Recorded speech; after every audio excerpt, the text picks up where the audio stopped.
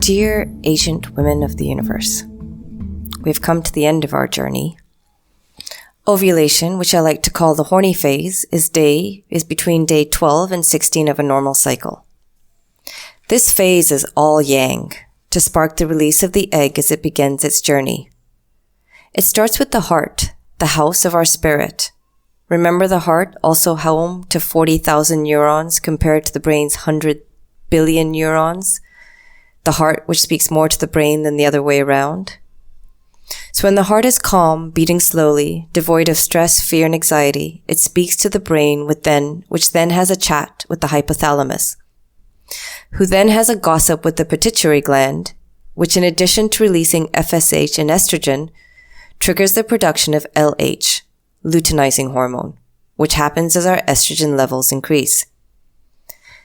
LH serves to increase our basal body temperature, which then sparks and liberates the egg from the mature follicle. What is left behind in the follicle, as all the children have now left the nest, is the corpus luteum, as the follicle begins to collapse into itself, having done its job. The corpus luteum, which is a temporary endocrine structure, then begins to produce progesterone and estrogen to fatten the lining of the uterus, so the egg has a warm, soft place to land in. If there is no fertilization, because it is just not your time or meant to be in your journey, then the corpus luteum also breaks down and menstruation is triggered. During this phase, it is so important to stabilize our heart, coupled with warm, smooth flow movements, some rapid movements, some twists, and pranayama, such as Kapalbhati, and meditation to keep the heart calm. Even if pregnancy is not what you seek, yang movement during this phase lubricates our tubes, lining, and general vagina area. This lubrication, if baby is what you seek, lines the fallopian tube to allow the egg to move through it without getting stuck or moving too fast. Yes, there is such a thing as an egg moving too fast. Then there is the last phase, our luteal phase, from day 21 to 28. Here, the progesterone in our body softens the endometrium for implantation. If it is one of our most balanced phases where we engage in a little yin and restorative to keep our uterus warm, but also movement to ensure circulation of blood nutrients and smooth movement of the egg. So yin to nourish and calm, and yang for warmth and circulation. And yes, even if you don't want to get pregnant, this applies to you as well.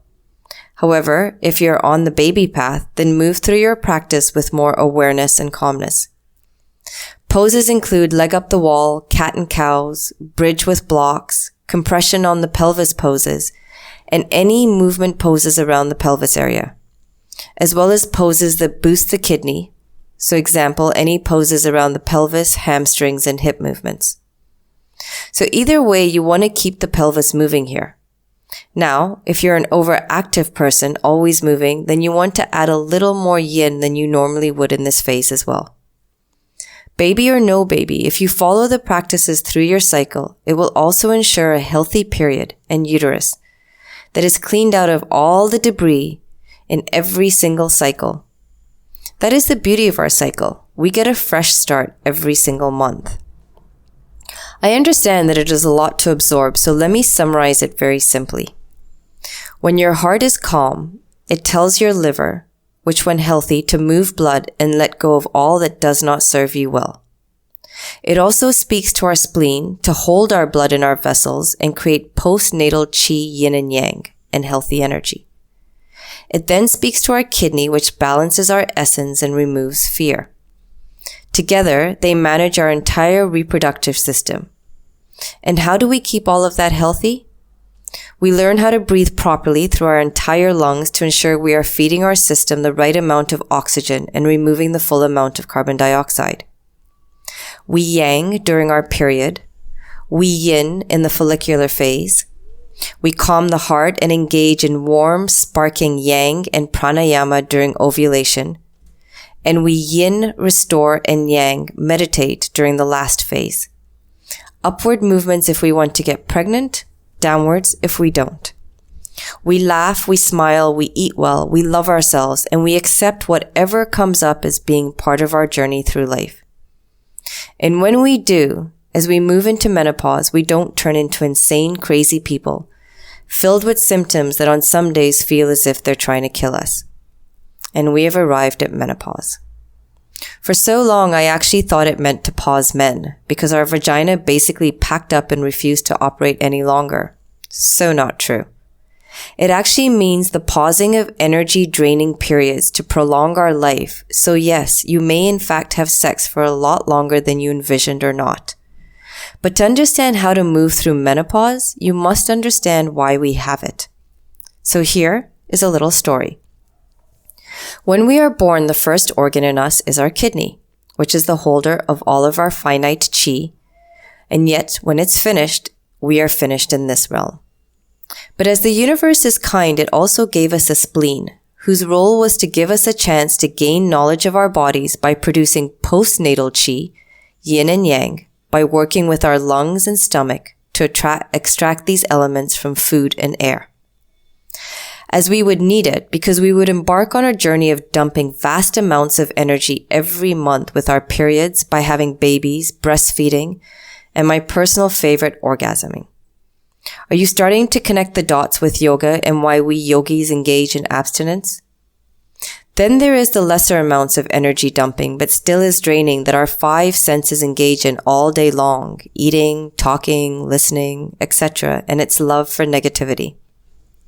And thank God, the universe, for the spleen, because if it did not produce postnatal energy, we would be forced to use that which is stored in the kidney, and the way we live our lives right now, we'd all be dead in our 20s.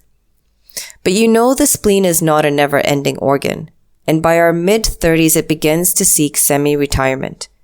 And in some of us earlier, as we have done such an exceptional job of overusing it. One of the ways our body responds to the decline of our spleen is by halting our menses, our periods. That's what menopause means, the halting of menses, so that we may conserve more energy for perhaps dancing. In men, I believe it is what leads to a decline in sexuality if they have contributed way too much sperm through orgasming in their lifetime and the dumping of other forms of energy through negativity. It is also why it becomes harder to become pregnant and why we go through menopause. So when the spleen finally slows to a trickle of movement, we have greatly reduced the amount of chi we are pulling from our kidney. Brilliant.